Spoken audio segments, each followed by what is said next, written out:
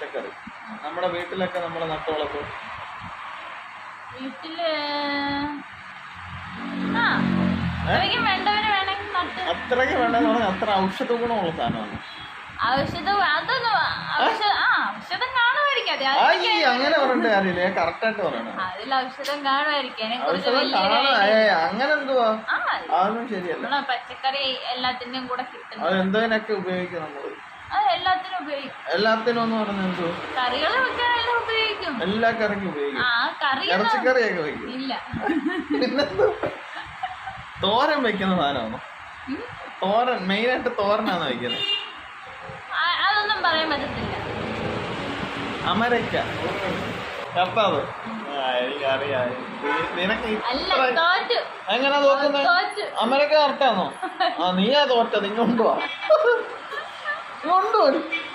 കള്ളക്കളി കളി.